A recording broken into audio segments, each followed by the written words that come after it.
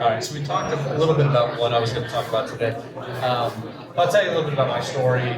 We'll get into some VA loan stuff, why real estate, and my thoughts on multifamily in the market in Chicago right now, kind of what I'm seeing, because it's kind of crazy. All right, so I commissioned in 2007 for the Army, and I knew I wanted to get into real estate or some business, some way, shape, or form. I was kind of like very entrepreneurial growing up, and I knew I wanted to, do something a little bit more, have my money work for me while I was sleeping, and so I read a couple books, of course, Rich Dad, Poor Dad, right? Everyone read that at some point in time and somehow changed their life in some way. But I was like, all right, I read that book and I'm like, I gotta buy some real estate. So first thing I did when I get down to Fort Bliss, Texas, I buy a 4-flat. But I didn't know I could use my VA loan. I didn't know any of these things. So I kind of learned as I went. YouTubed a lot of stuff, right? This is kind of pre-Bigger Pockets, even YouTube being that big. And so we, I figured out how to fix stuff. I figured out how to just learn leasing, learning maintenance, learning everything there is to know about multifamily real estate. So then I did nothing, right? Then the global economy started to collapse around me, and I remember going to the bank and got almost laughed at, for trying to either refinance that first property. I'll get to this down the road, but that one purchase changed the complete trajectory of my life, both financially and physically, right? And so, and that's why I always tell people who are on the fence of getting started or not, just buying that one property started this snowball that turned into an avalanche. And so I was later able to refinance that property 3 separate times, got my rate down from 7.5% to a 3%, and pulled out probably $300,000 in cash over that time period. I bought this 18 years ago, right? So that single purchase, though, enabled me to almost buy every single other purchase thereafter. So didn't do anything for a while, got out of the Army in 2013, and I started W-2 consulting, and I was like, all right, I still want to buy some real estate. Now I have some money because I'm making more than the peanuts that the Army was paying me. And but I realized, okay, I don't have enough to buy something with my own money. So I partnered with some friends and family and bought an 11 unit down the same place down in El Paso. I was living here though at the time. And that's been the story since then, right? In real estate, you eventually realize you run out of your own money really quickly, right? So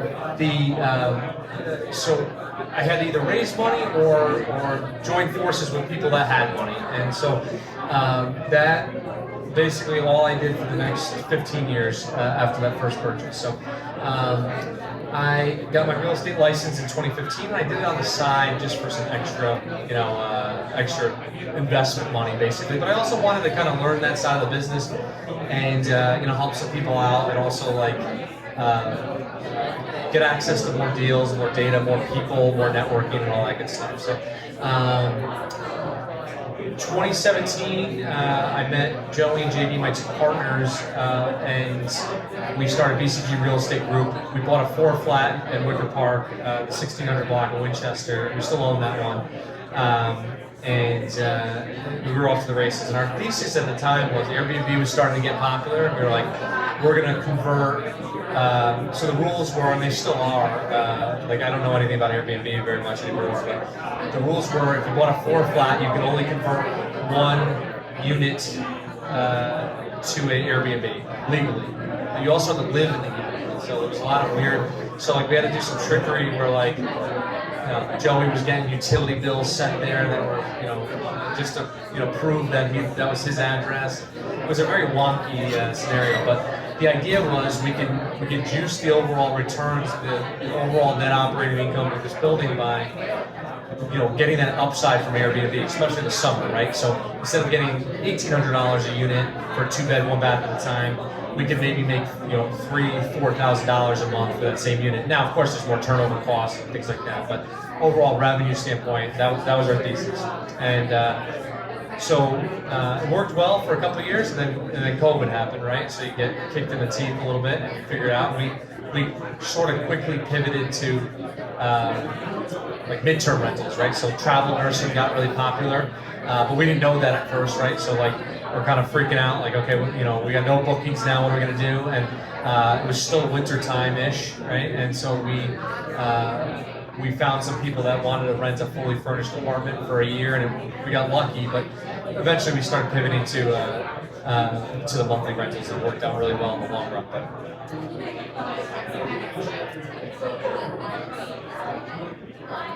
I'm going to skip around a little bit. I'll come back to the VA loan stuff. But you guys, most people, that understand real estate, even the basics, know that there's a lot of ways to make money in real estate, right? Over time, your building values go up, rents go up. Specifically with multifamily, the value of your building is based heavily upon how much revenue that building can bring in, right? So over time, the values of real estate go up. You start paying down your debt. You have a lot of tax benefits, and it provides an avenue to diversify your portfolio. I mean, most people are taking a piece of their paycheck every month and putting it in 401k, throwing in the market in some capacity. And this was my diversification away from that to get some hard assets. I talk about this a lot, but the thought of passive income was always exciting to me, right? Like making money while you sleep. And what we've realized is, that there's not really much that's passive about this game at all. It's a very active business, and it will kick you in the teeth, if you let it, right? So, but that was kind of the allure of it, right? I was like, okay, I'm gonna make money on the side, and when I'm sleeping, and when everybody else is asleep, my money's gonna be working for me. And it couldn't have been farther from the truth, but years later, I call it a get rich slow game, so to speak. So.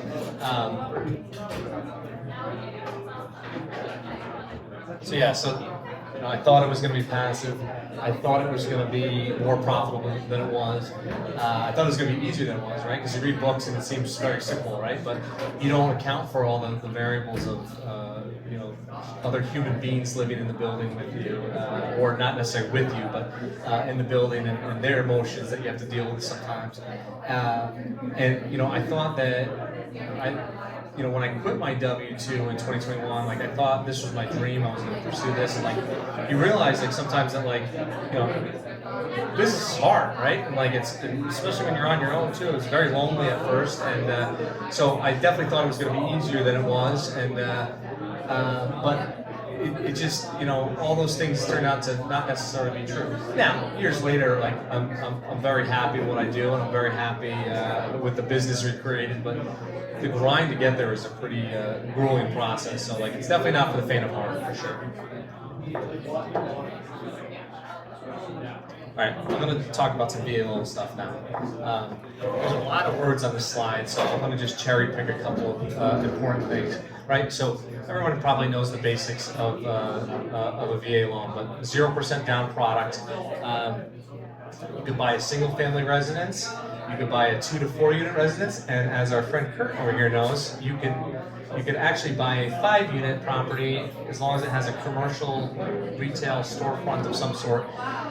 That's the weird loophole that it's hidden deep in the bowels of the VA handbook. But if you work with people that do this enough, you figure these things out. I can't wait for them to close on this one, because it's going to be like I've never met a single person that's done this before, right? So you'll be the first guinea pig in this process, and we're about a week away from that, so it's very exciting. because of the 0% down, also you have very favorable interest rates on a VA loan. It's a really good product for first-time home buyers. The debt to income ratios that they allow for this too are very flexible, so sometimes up to 60%. Okay, so most conventional loans they cap out at 48 or 50. VA loans the least restrictive from that standpoint, and so it sometimes can be JD had built this slide, but dangerous, right? You take out too much debt. Sometimes not a good thing for some people.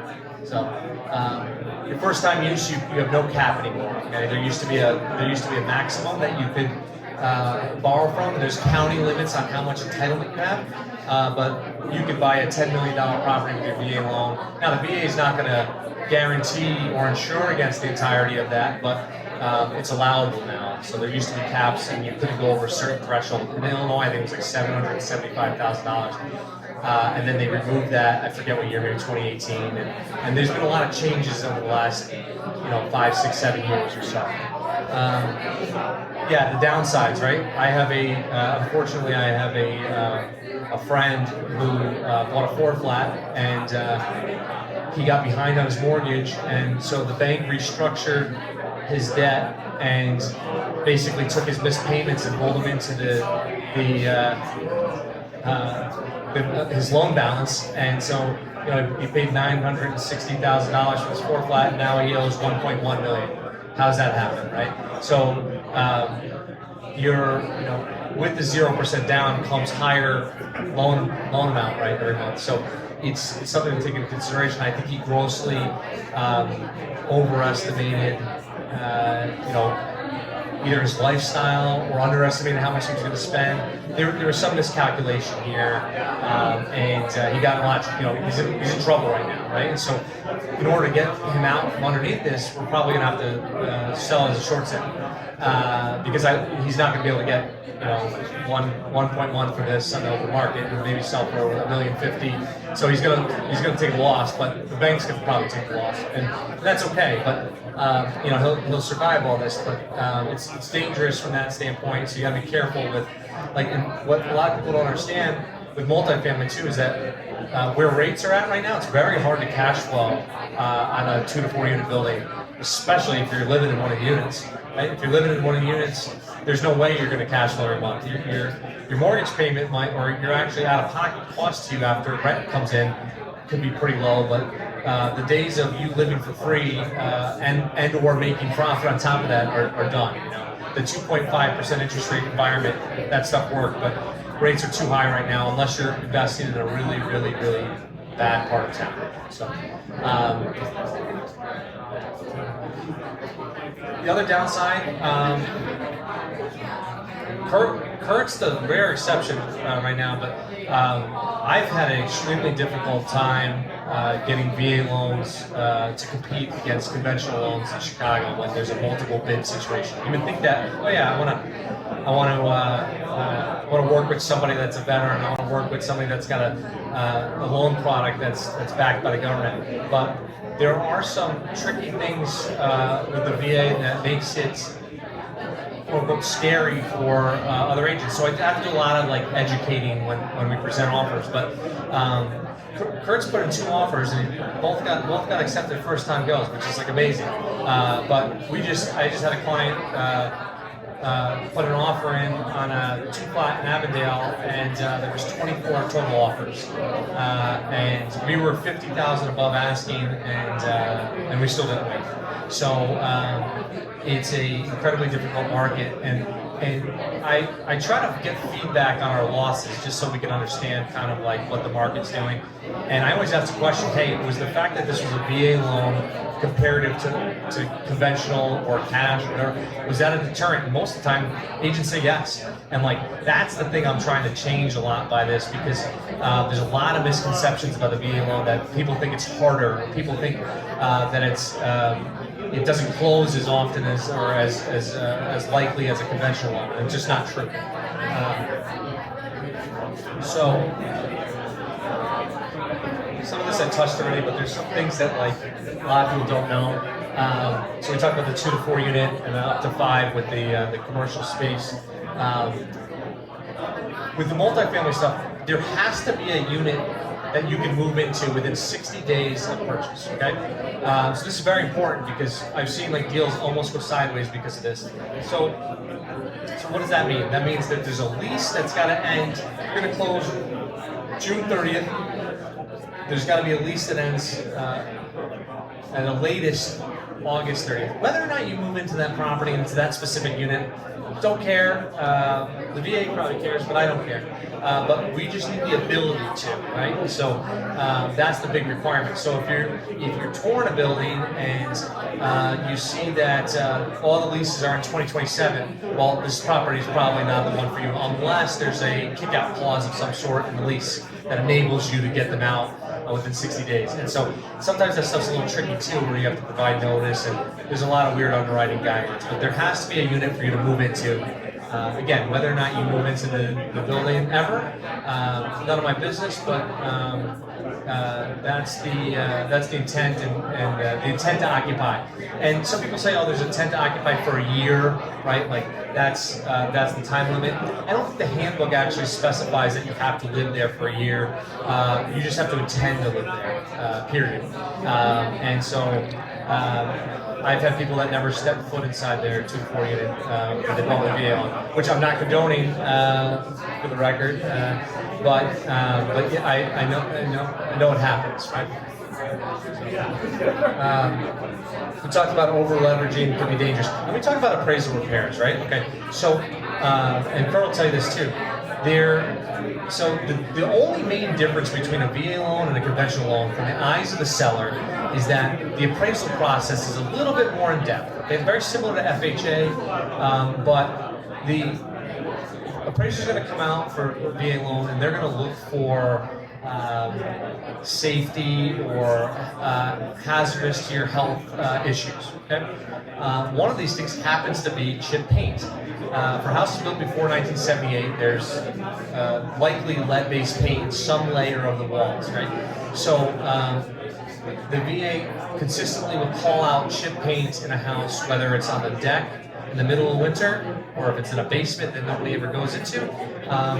9 times out of 10 it's going to get called out. So that's one thing. Handrails. They love handrails.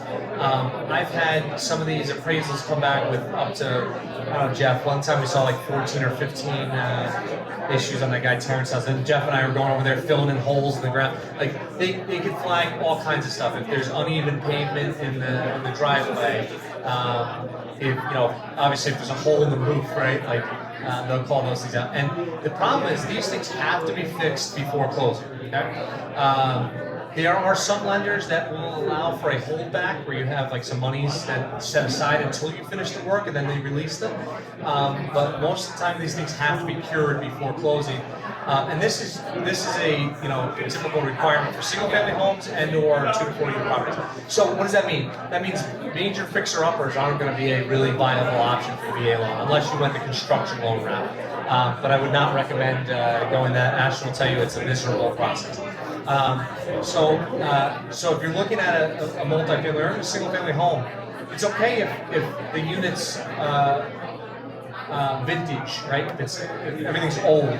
As long as things are functional and there's no major holes in the wall, no major issues, no major pest issues. So the other piece is you got to do a termite inspection, but they're simple. Termites are not very prevalent in the Chicagoland area, and I've only seen evidence once appear, and it was like old tracks that were in the basement. So anyway, so those are the things they look for. They can be deal killers, right? You might find a seller that's like, I'm going to do zero work at all. So there have been occasions where like I've had to go and paint clients' basement walls for them in order to get through a deal. We offered our Kurt had a issue with chip paint on the deck of the back porch, and I was like, listen, I went to talk to the realtor. I said, hey, we got to get this done. I was like, I'm happy to bring my crew out there and get this, knocked down. He goes, no, don't worry about it, we'll take care of it. So, sometimes you get sellers that are easy. Sometimes we got to do the lifting to get through the deal. We do what it takes to get the deal done. So, All right. So the misconception piece, this is stuff I love talking to realtors about, but they think that conventional loans are inherently better because, oh, people have cash to put down. But the reality is, you have to qualify for a larger loan amount, VA loan. So although the DTI standards are a little bit different, you still have to be able to pay for a larger loan amount than somebody that was putting 10% down or 20% down. So the idea of somebody putting more money down, unless they're putting 50% down and there's going to be an appraisal waiver, there's probably more of a risk to a conventional buyer than there is for a VA buyer.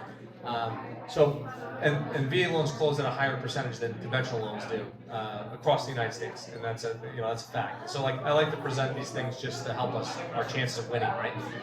Because people think of that appraisal stuff and they're like, well, shit, this guy's conventional, they're not going to look for any of these safety things. This guy's VA, they're gonna go after some of these things. It's going to cause all kinds of stress and problems. Let's just go with the easy one. And so those are the things that I have to kind of communicate up front. Listen, I will fix these things. We'll get through this all. I've been through the property.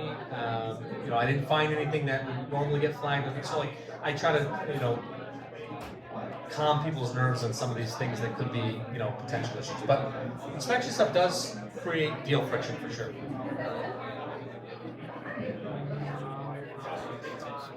So where am I at now? So I don't say any of this stuff to brag or boast or whatever. So I bought 18 years ago. I bought that first floor flat, right? And that kind of snowballed into where we are today. We own about 90 units here in Chicago. When I say we have partners, investors. These are all deals that I'm a GP in. Across the U.S. now, I've invested in other people's projects because I love real estate. It interests me a lot. There's some great operators all across the U.S. Most of them are veterans. I typically will work only with veteran friends of mine that are putting deals together. But we own a funeral home in Jacksonville, Florida that we just converted to Airbnb units, which is kind of a cool project. But I can't take any credit for that because I didn't spend any time on it down there. I raised a lot of money for it, but I didn't spend any time there. So in total now I have about 140 units that I've accumulated over the years in 7 different states, and but it's a get rich slow game, right? So on a monthly basis, my income still comes from slinging real estate, right? We have a property management company that I'm a partner in, and we run it basically at a break even because we manage our own buildings plus other people's, but it's not a big profit center for me, right?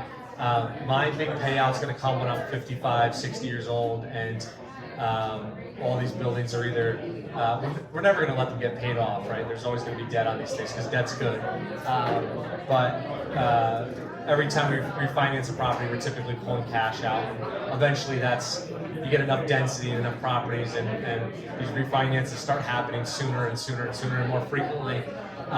We're going to do 3 this year. We're going to do 4 next year. As you start snowballing, it gets, just creates more wealth. But like I said, get rich slow game. Our strategy is to hold for 20 plus years. So having that mindset, we don't like to overpay for stuff, but a lot can happen in 20 years, right? And so like I said time heals a lot of wounds in real estate. So you can make a lot of mistakes early on and just sit on something, and the asset will keep, inflation does its thing, keep, steadily moving forward, and eventually those mistakes are washed away. We like to buy in locations where we have some type of advantage, right? So right now we're buying a lot in West Town, Ukrainian Village, Noble Square, Pilsen. Operationally, it keeps everything kind of centralized, so we're not sending handymen all across, the city to different places. So the only time we'll deviate from this is if we have a competitive advantage in a specific area. So we bought a building in Mount Greenwood. I live a mile away from it, right? So we would have never done it had I not been geographically located close to it. We did get a screeching good deal on it, but that's another story for another day. We do a lot of value add projects, but our playbook over the years has been buy a 6-unit building, and that has a basement that could be converted into an apartment, and upzone the building, meet with the alderman, get it all legalized, and then follow the building department code and get an apartment built. And we've been working with HUD-VASH, which is the VA's version of Section 8 or CHA, and we've been placing disabled veterans into these affordable units. And so that's like the latest thing that we've done. That's like a lot of the value add stuff we do. I hate construction. I had to manage the last 4 basement build outs, and it was absolutely miserable. And contractors drive me nuts, and I love spending money on stuff. So it's like, oh yeah, let's do this. So like it's not a good fit for me all the time. My partners are probably gonna watch this and get really upset. But it's not something. It's not like a core happy skill set for me. Cost dollar average real estate, right? So we like to buy when prices are high. We like to buy when prices are low. We like to buy when rates are high. We like to buy when rates are low. You can find deals in any market. It just sometimes takes a little bit longer. Right now, good deals are really hard to come by. We're not trying to necessarily compromise on our standards, but we have to get a little bit more creative with our business plan, so to speak, if we want to like win in a competitive marketplace. So if you think about this from the standpoint of like, you cost dollar average if you're investing in the stock market every month or into an index fund every month, and over the course of time you're going to have a blended average return. But we think of it that way. We're going to buy when there's downturns. We're going to buy when the market's hot as hot. So it's a game of small ball, right? I probably hit 1 home run in my entire time in this business, and but the rest of the base hits, and the base hits are going to stack up, and eventually you're going to score some runs, and eventually you're going to make some money.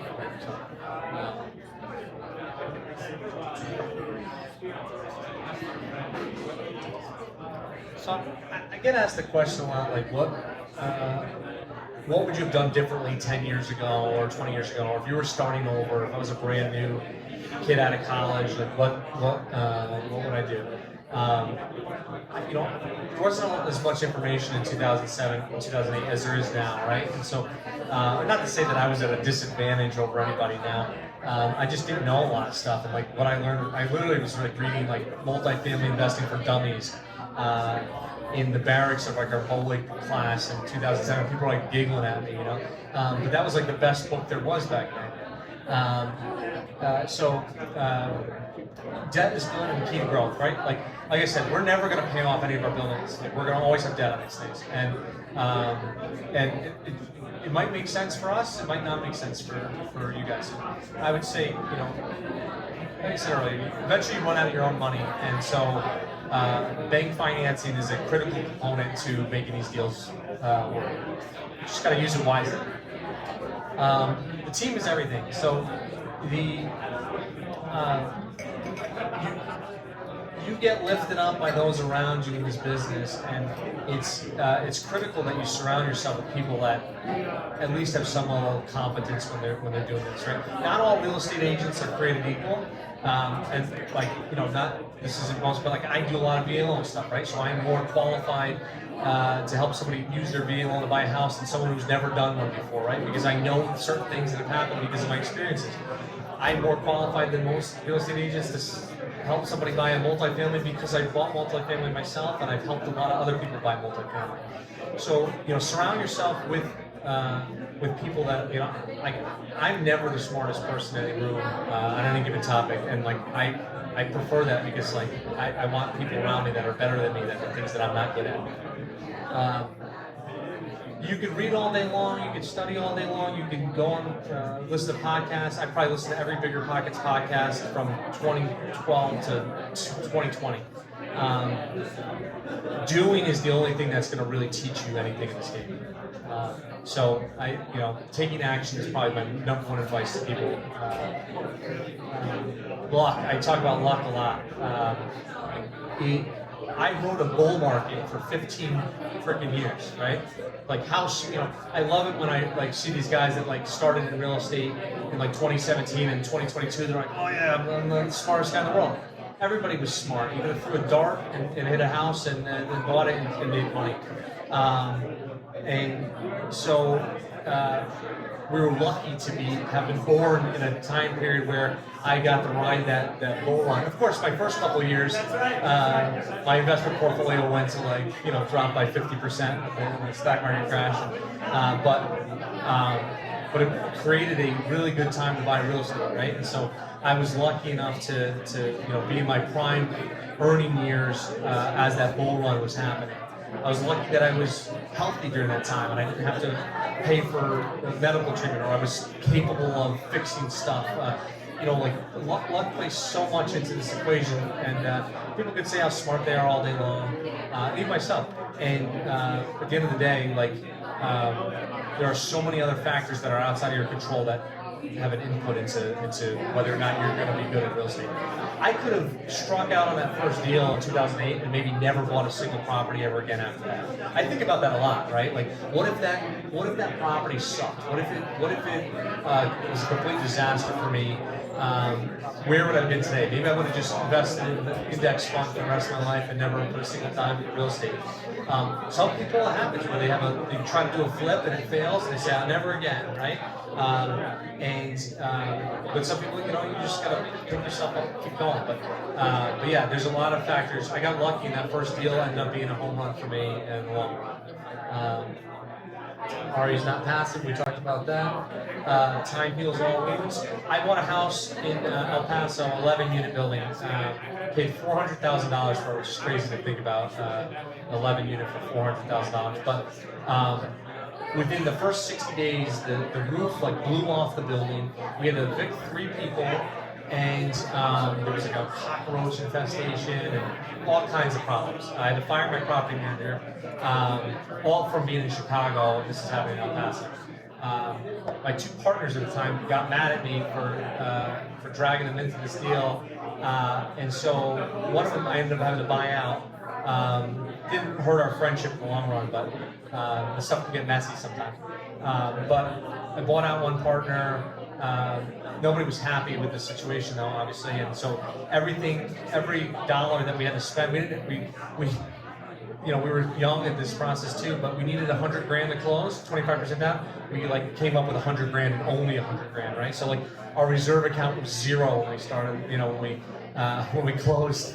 And so, this roof incident happens, all these evictions start happening, and all of a sudden it's like, oh, mortgage is due, and we have no money in our bank account, right? So I had to keep us afloat for 6 months. And again, I was lucky enough to have a decent enough W-2 that I could afford to do that, or else that would have ended me, right? But we didn't make any money for 7 years. Okay? So I bought that in 2014, and 2021 at the peak of multifamily selling, I decided to sell the building, and we sold it for twice as much as we bought it for, right? So time has a funny way of fixing your problems. Do not let short-term problems get in the way of long-term vision. So yeah, again, every day it feels like Ashwin will tell you this, Jeff will tell you this, you don't feel like you're making progress on a daily basis, right? But the weeks, the months, the years, they go faster than you think, and you'd be amazed at what you could do in that time horizon, but every day feels like you're not moving the needle at all. If you're going to partner with people, make sure everyone shares a vision, right? Almost every partnership that I've been involved in, especially the early ones, did not really work out that well. And it was because everyone had a different vision of what we wanted to do, right? Some people wanted to hold for a long time. Some people wanted to make some money and get out. Everybody had differences of opinions, and when the going got tough, people just scrambled, right? And so over the years, I've had to buy out a ton of partners, and again, I was lucky enough that I had cash to do so. Because somebody had a kid and they weren't anticipating how expensive kids were, right? And also they needed the money, right? So okay, here's your money back. I'll take your ownership. So make sure you're aligned with the long-term vision with whoever you choose to go into business with. And family usually does not make a great concoction for business ventures together. Although I've been very lucky, my father-in-law is an investor. It makes me work a little bit harder when my father-in-law is involved. I don't want to disappoint him. But like, my mom was my first investor, right? Years and years ago. That stuff's, could be fine. It just depends on the relationship. Money makes people weird, right? And some people's relationship with money is what makes it weird for them. Everything takes longer than you think. It costs more than you think, right? And so every budget you create, every financial forecast model that you create is going to get thrown out the window because something ultimately is going to happen that's going to change your underlying assumptions. So we always try to model things pretty conservatively to account for this type of stuff happening. I missed this one. Your network trumps everything else. Like I said before, I try to surround myself with people that are smarter than me. Because when I need something, I know I can call and talk to solve a problem. Every problem this is the second to last point, every problem that's going to happen to you, someone has solved already in this world, right? So there's a ton of information out there. So the bigger your network is, the stronger your network is, the more likelihood that you're going to find somebody in that network that's dealt with what you're dealing with. The last thing I'll say is, I thought that the linear path of real estate investing was I had to buy a single family home and then a 2-flat, then a 3, and then maybe I can get into the big leagues at 5. It is easier, hands down, easier to buy a 5-unit or 6-unit, 7-unit building than it is to buy a 2-flat. I will debate that all day long. It's the level of underwriting on a commercial asset is far less than the colonoscopy you get when you go to buy a single-family home or a 2 to 4 unit building. So typically, we have lenders that will send them a rent roll, and that's all they need to approve us for a loan on a commercial building, aside from their appraisal. So it's pretty incredible. How you get to the higher echelons of real estate when it comes to unit count. It also becomes easier. Now, granted, you have to raise a bunch of money a lot of times to come up with a down payment, but if you got a good enough deal, the money will find you. But yeah, I always encourage people, don't be afraid to. My fourth real estate purchase was an 11 unit, and that's when I realized oh my god, this was easier than the last 2-flat that I bought. So you don't have to have that linear path. You can go bigger sooner. Now, when you buy commercial assets, typically the lender's going to want to know that you have some experience in this, right? So it's important to have a little bit of at least knowledge of what you're getting yourself into, or partner with somebody that has the experience. So, there's a lot of equations in real estate, but especially with partnerships, you need somebody that's smart, you need somebody that's got time on their hands to hustle, you need somebody with money. So you get that equation put together, amongst your partners, and you should be doing all right. So.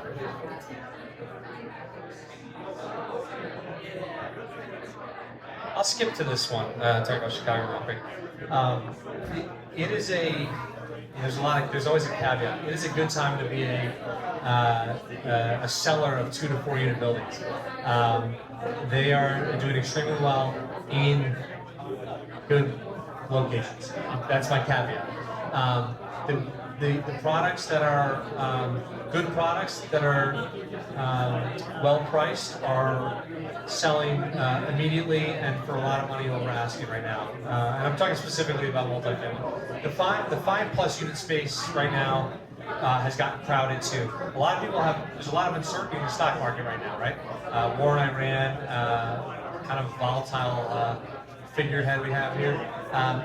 So the markets are shifting on his every tweet and his every word and every movement and every chess piece that's going on. So a lot of money has come off the sidelines from the markets and going into hard assets. So we're competing with a lot of other buyers that have a lot of money and are willing to overspend on things. So we're trying to stick to our guns on certain principles, but we're getting beat pretty handedly on a lot of things. There's a lot of competition right now.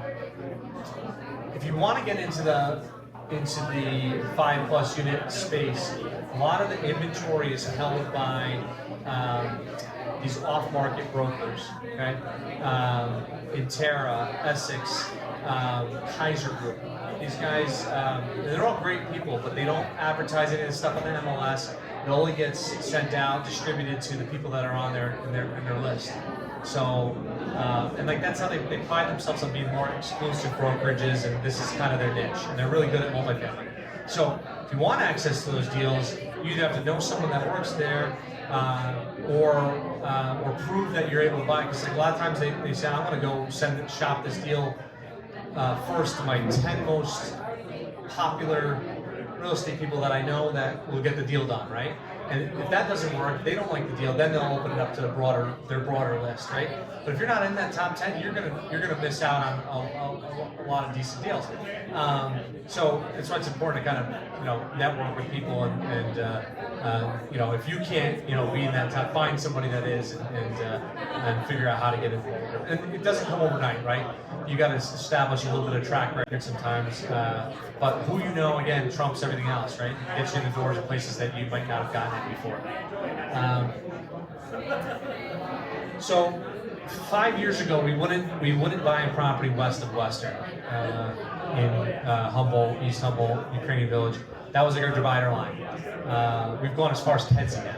So that western boundary is shifting, right? And now people are starting to pour into West Humboldt Park, which historically was not a good neighborhood, and which bleeds into Austin, right? But the path of progress is spreading, right?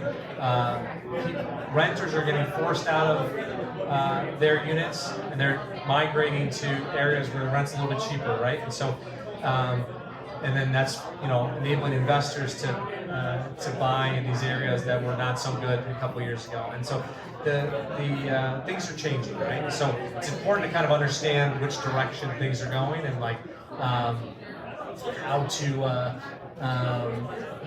how to keep on top of what certain parts of Texas. Some neighborhoods are block to block, right? Still. But we've continuously pushed our limits of what was a fringe area, and now it's just gotten so far west, way farther than we ever thought it would.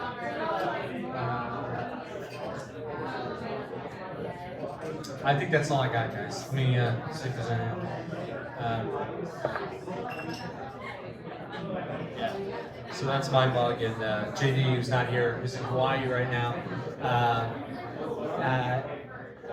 On spring break vacation, but he's my lender partner. We do a lot of VA loans together. Very smart individual, very good lender. It's very rare that you find a lender that actually has multifamily investing experience. So when you find that one, and has also used their VA loan, right? So it's a veteran lender. Anyway, we pride ourselves as a good team. To use if you're using your VA loan to buy any asset. So.